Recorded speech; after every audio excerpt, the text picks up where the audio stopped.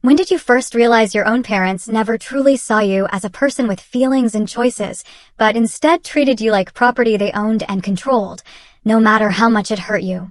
Sarah here, and trust me, there's nothing quite like the stomach-dropping realization that your own parents see you as nothing more than a pawn, a piece of property to be sold off to the highest bidder. My turning point? The day my father locked me in a basement for refusing to marry a man nearly 3 decades older than me, a man who gave me the creeps. I can still picture that day perfectly. I just wrapped up my 3rd year of university, finally home for summer break, and my dad had been acting off. Weirdly excited. He kept going on about this amazing opportunity, how our family was finally going to climb the social ladder. I genuinely thought he meant some massive business deal. Turns out, I was the business deal. Raphael showed up for dinner that night. I'd seen him a few times before at my father's company events, and he always gave me the absolute worst vibes. The way he'd just stare when he thought no one was looking, like I was something to consume. I never understood why my father was so insistent I attend those events until that night. We were halfway through dinner when my father, all smiles, started rattling on about how Raphael had always admired me, how he'd be such a good provider, how lucky I was that a man so successful was even interested in someone like me. My stomach dropped, a cold, greasy knot twisting in my gut. I felt utterly, sickeningly violated. Raphael just sat there, this smug smile plastered on his face, like this whole twisted spectacle was perfectly normal. Then my father pulled out a box. A ring box. He told me Raphael had asked for my hand in marriage, and that he'd already given his blessing. I honestly thought it was some sick, messed up joke. I looked at my mother, who just stared, completely blank, at her plate. My brother, Hayden, wouldn't even meet my eyes. I just let out this incredulous laugh, told them all to screw off. That's when my father's face completely transformed. I'd seen him angry before, but never like this. His eyes went cold, his jaw clenched. He told me I didn't have a choice. That Raphael was offering $2 million to merge our family businesses through this marriage. I shot out of my seat, practically screaming that I wasn't for sale. I tried to bolt from the room, but Raphael moved fast, grabbing my arm, his grip like steel. He hissed that he'd been patient long enough, that my father had promised him. Panic seized me. I grabbed the nearest thing I could reach, a wine glass, and without thinking, I smashed it against his face. Everything after that was a blur, a chaotic nightmare. My father completely lost it. He started screaming, spitting venom about how I'd ruined everything, how I was nothing but an ungrateful brat who couldn't understand the sacrifices he'd made. Raphael was bleeding, his face contorted with rage, muttering something terrifying about taming me. My mother was just a sobbing mess in the corner. I tried to run again, but my father caught me. He dragged me, kicking and screaming, down the stairs to our basement. It was a finished basement, had a bathroom, but no windows.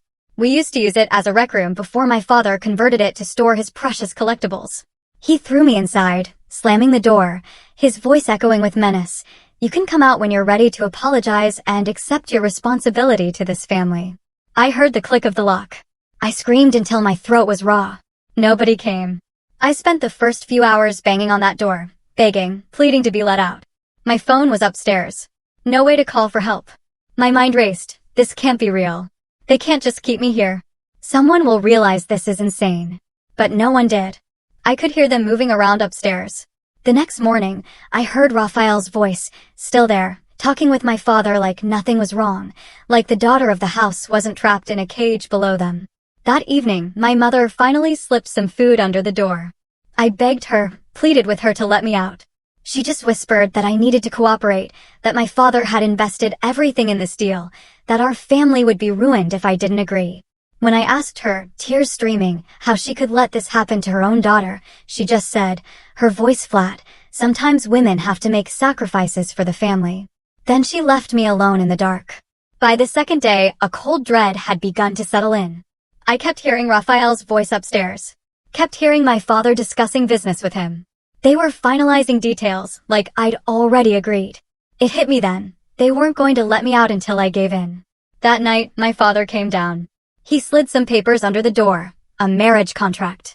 He told me to read them over, that I'd be signing them tomorrow whether I wanted to or not. Said Raphael was being generous, considering my behavior.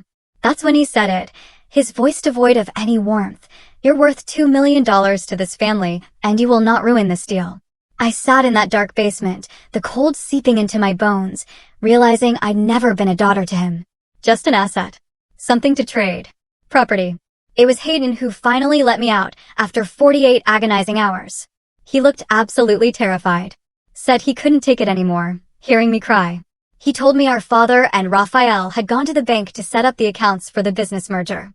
He urged me to run, said he'd give me a head start before telling them. But when I got upstairs, I saw the papers on the dining table. The marriage contract. Already signed. My father had forged my signature. That's when something snapped inside me.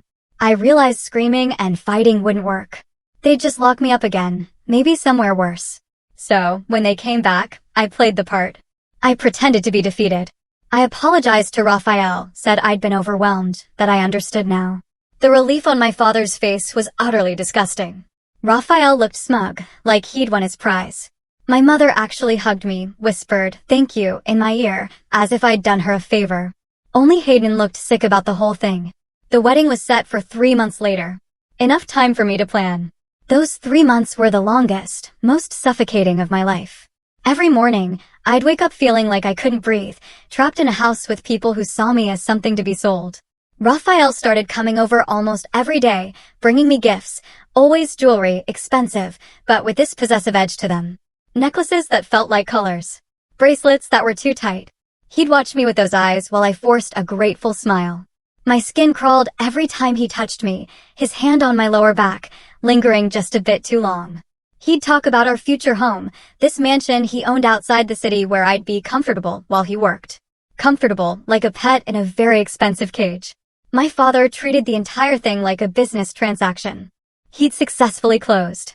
He started talking about me in the third person when Raphael was around. She's always been good with numbers, or she knows how to entertain guests properly, literally selling my features like I was a product on display. One night, I overheard him tell Raphael that I'd settle down once the wedding was done and that he shouldn't worry about my temporary attitude problem. My mother, God bless her, tried to play both sides. She'd slip into my room at night with these sad, misty eyes, telling me she understood how hard this was. Then, in the same breath, she'd pull out wedding magazines, talking about how Raphael could provide such a good life for me. When I asked her, desperate, how she could do this, she just said, flatly, that marriage was about building a future, not silly things like love or attraction. Said she'd learned to appreciate my father over time. That's when it clicked. She'd gone through something similar. Maybe not as extreme, but she'd been traded too. Hayden was the only one who seemed to see how utterly messed up it all was. He'd shoot me these horrified looks during dinner when Raphael would say something particularly disgusting about training me to run his household. We started having these whispered conversations when no one else was around. He was only 19, still dependent on our parents financially, scared of our father, but he wanted to help. I knew I needed to escape before the wedding, but it wasn't as simple as just running away. My father had frozen my bank accounts, called it protecting my future interests. He took my passport and ID for safekeeping while we got the marriage license paperwork ready. Raphael had even hired a wedding planner who was clearly watching me, reporting back everything I did. I wasn't even allowed to go anywhere alone anymore. Always had to have my mother or the planner with me, a constant shadow. I started small. I told Raphael I wanted to prove I could be a good wife. Asked to help with some of his business paperwork. He loved that. Thought I was finally accepting my role. I used it to get access to his contact information, learned his routines, figured out when he'd be unreachable. I started pretending I was getting excited about the wedding, would deliberately bring up details just to get my father to leave the room to take business calls. Those brief moments gave me chances to search his office. That's when I found out the truth. My father was in serious financial trouble. His company was failing. Had been for years. Raphael's merger wasn't just adding money, it was saving my father from complete bankruptcy. That's why he was so desperate. Why he was willing to sell his daughter. $2 million wasn't just profit. It was survival. The worst part, by far, was the wedding dress shopping. Standing there in these pristine white gowns while my mother and the wedding planner cried about how beautiful I looked. All I could think was how I was being dressed up for my own funeral. Raphael insisted on seeing photos of each dress, would text back his opinions like he had every right. The neckline should be lower. I want to see more skin. And my mother would just nod and ask for alterations. Every night I'd lock my bedroom door, push furniture against it, and cry silently into my pillow. The wedding invitations went out. People started calling to congratulate me, old friends from high school messaging about how lucky I was to marry such a wealthy man. Nobody questioned the age gap. Nobody asked if I was okay with it. They just saw the money. Hayden was the one who helped me get my ID back. He created this huge, screaming fight with my father as a distraction while I snuck into his office and broke into his safe. I didn't get my passport, but at least I had my driver's license. I started slowly collecting cash. Small amounts my mother wouldn't notice missing from her purse. Selling jewelry Raphael had given me to pawn shops 2 towns over when I was supposedly at dress fittings. Things got worse when Raphael decided he needed to prepare me for married life. He started having these private dinners where he'd quiz me on his preferences, tell me exactly how he liked his house run, what he expected from a wife. He told me, without a hint of irony, that when we were married I wouldn't be returning to university. That educated women made poor mothers. That he expected children within the first year. He'd sit too close. Touch my thigh under the table, ignoring when I flinched away. One night, he tried to kiss me. Pushed me against the wall when I turned my face away. Told me I needed to get used to it, that we'd be doing much more than kissing after the wedding. I had to force myself not to fight back, to just freeze instead of pushing him away. Couldn't risk him telling my father I was still resistant. I just stood there, feeling his disgusting wet mouth on my neck, his hands gripping my waist too hard. 2 weeks before the wedding, I found out they'd already decided where I would live, what I would wear, even what I would be allowed to eat. I overheard Raphael talking to my father about how he didn't want me getting fat after the wedding, how he'd have his housekeeper monitor my meals. They disgusted me, treating me like I was a show dog that needed to maintain its appearance. That was when Hayden finally snapped. We were sitting in his room, me telling him what I'd overheard, and he just stood up, his voice tight with rage.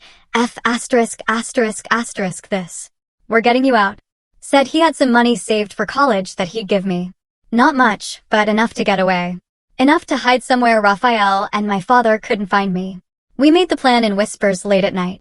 Hayden would create a distraction the day before the wedding, something big enough that no one would immediately notice I was gone. I'd take a bus to the city, then another bus across state lines. I had a friend from university who'd let me stay with her without asking questions.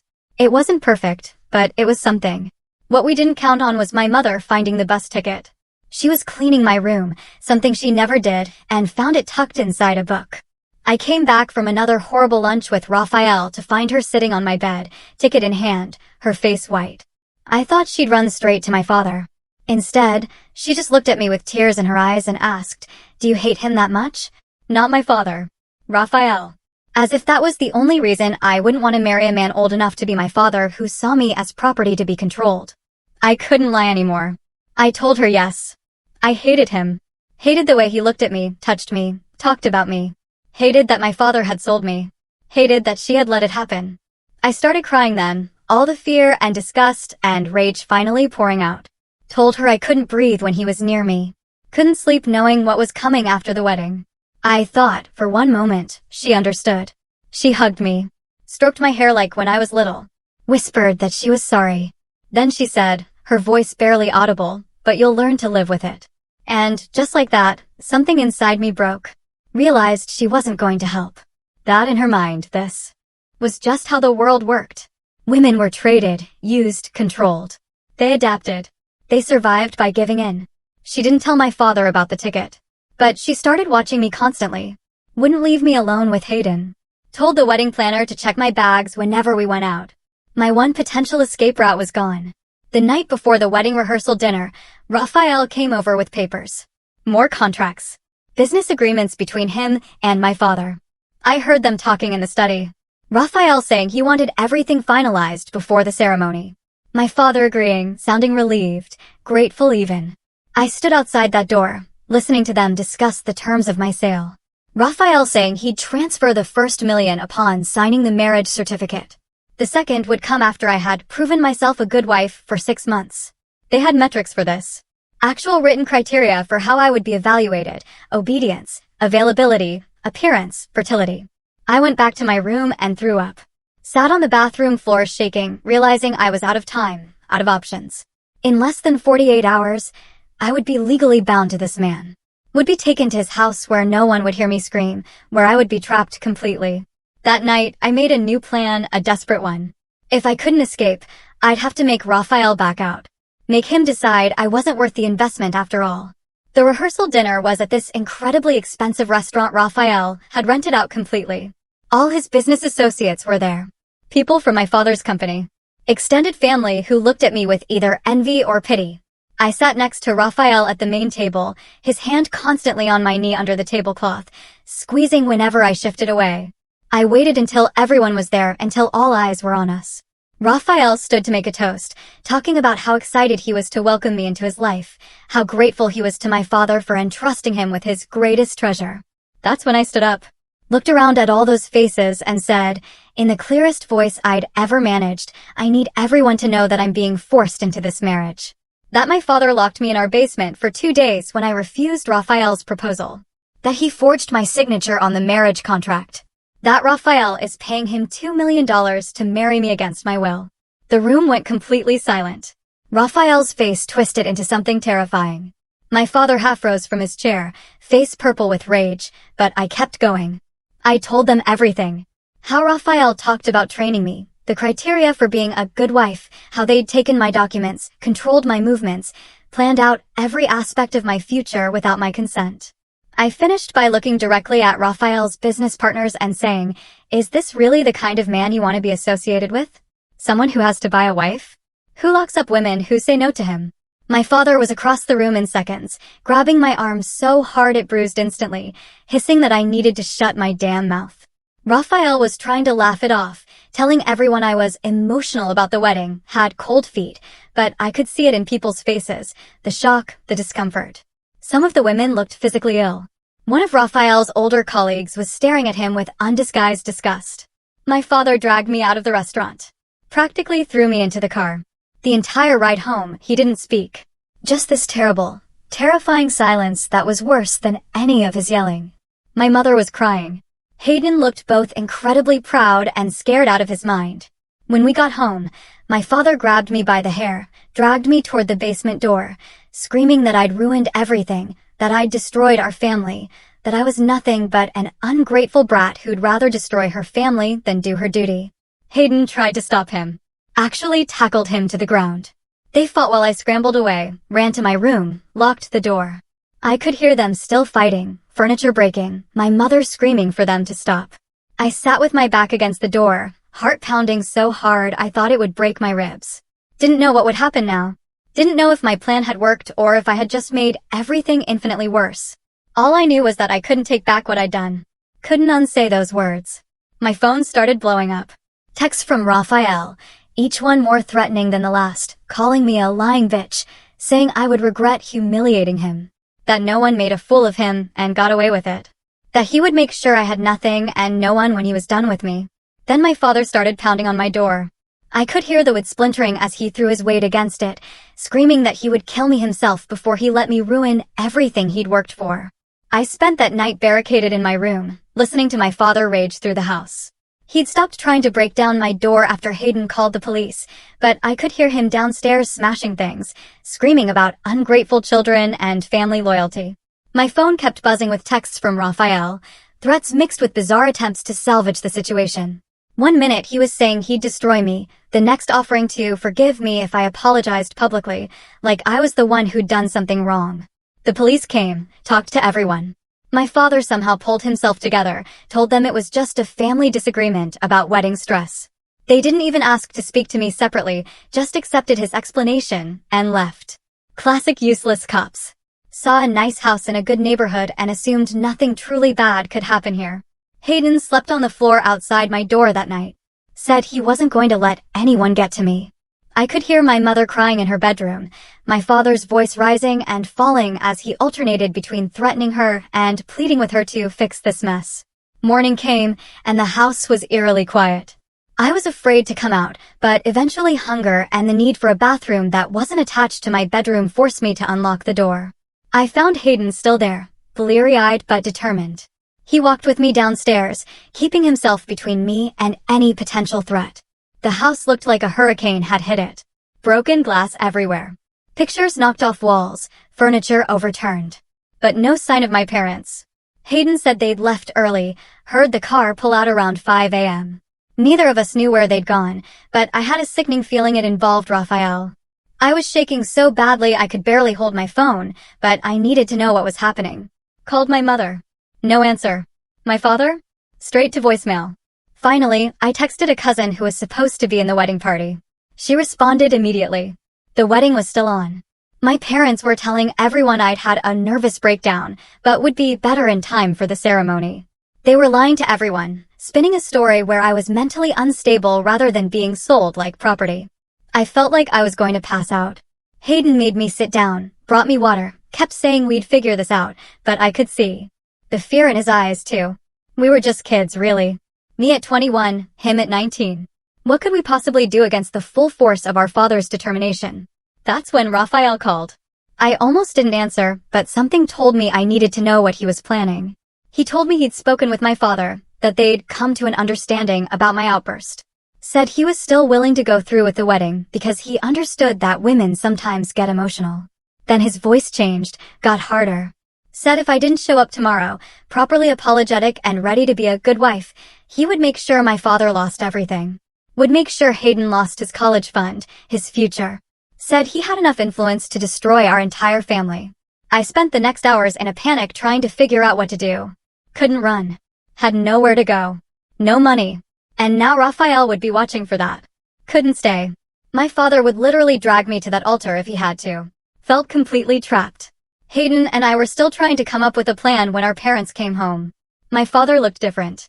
Not raging anymore, but something colder, more calculated. My mother wouldn't look at me at all. They sat us down in what was left of the living room, and my father explained the new arrangement. The wedding would proceed as planned. Raphael had generously agreed to overlook my emotional outburst on the condition that I make a public statement claiming I'd been under stress and hadn't meant what I said. I would apologize to his business associates. I would be a model wife. In exchange, Raphael would still pay the $2 million, and our family business would be saved. If I refused, Raphael would not only withdraw his offer, but would use his connections to ensure my father's business failed completely. Would make sure no bank would ever loan to us again. Would ruin Hayden's chances at any decent job in the future. My father delivered this like he was reading a business proposal, not describing the sale of his daughter's life. I looked at my mother, begging her with my eyes to help me.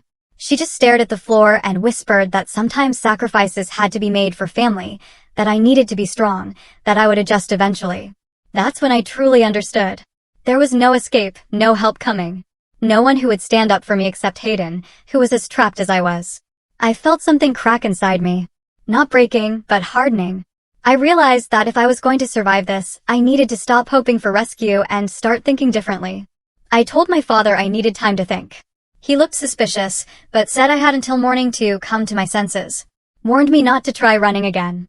Said Raphael had hired people to watch the house to make sure his investment was secure. Back in my room, I sat on my bed staring at the wall for hours, thinking about the life ahead of me. Being owned by Raphael. Bearing his children. Slowly dying inside while everyone pretended it was normal. I couldn't do it. Wouldn't do it. But couldn't see a way out that didn't destroy everyone else I cared about too. Hayden came in around midnight, sat beside me. We didn't speak for a long time. Finally, he asked if I remembered when we were kids and would make escape plans for zombie apocalypses or alien invasions. How we always promised we'd stick together no matter what. I started crying then, said I couldn't watch this happen to me. That he'd rather give up his future than see me sacrificed. That's when the idea came. I told Hayden we needed to find leverage. Something that would make Raphael back off without destroying our family in the process. If this was a business deal to them, we needed to make it a bad investment. We spent the night digging through everything we could find. My father's business files, old emails, financial records Hayden could access through the family computer, looking for anything we could use. We found plenty of evidence of my father's financial troubles, but nothing that would help against Raphael. Morning came too quickly. I could hear my parents moving around downstairs, my mother calling up that it was time to start getting ready. The wedding planner would be arriving soon to help me dress, do my hair, make sure I looked perfect for my sale. That's when Hayden found it. An old email thread buried deep in my father's archive. Conversations between him and Raphael going back 3 years. Planning this. Planning my marriage since I was 18. Discussing how to prepare me for the idea. Raphael talking about how he'd had his eye on me since I was 16, attending my father's company picnic. My father responding with suggestions on how to maximize the arrangement. Never once discussing what I might want. Just calculating the best time to cash in on their investment. I felt physically sick reading it. Raphael had been watching me, waiting since I was a minor. Had been planning with my father while I was still legally a child. I took screenshots of everything. Sent them to my email, to Hayden's email, to a new account I created just for backup. Then I went downstairs. I found my parents and told them I needed to speak to Raphael before the ceremony. Needed to apologize properly in private. My father looked relieved. Thought I'd given in. He called Raphael immediately to arrange it.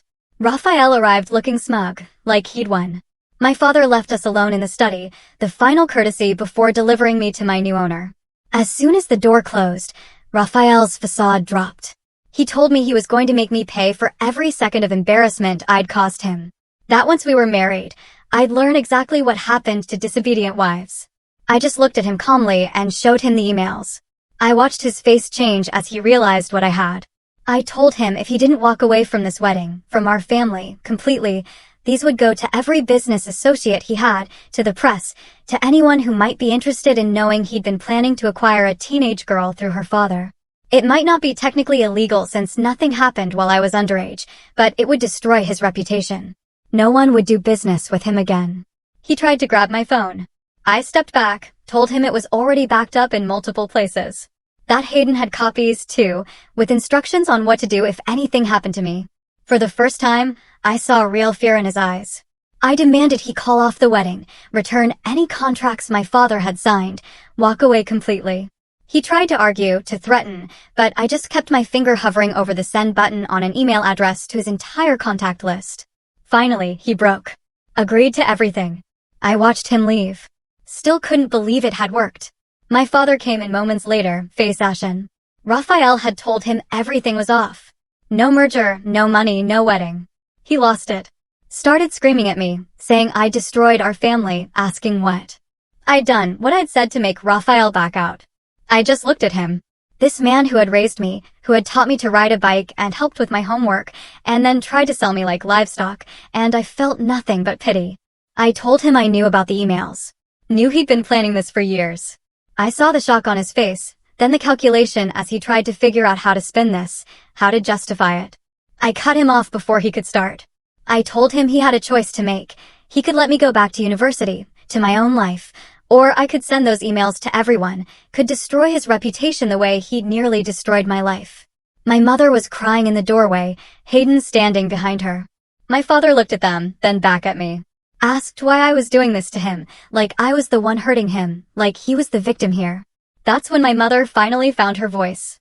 Told him enough was enough. That she'd stood by while he gambled away their future, while he made bad business decisions, while he tried to solve his problems by selling their daughter. But she wouldn't watch him blame me for his failures. The next few hours were a blur. Calls canceling the wedding, guests being told there was a family emergency, Raphael's things being removed from our house.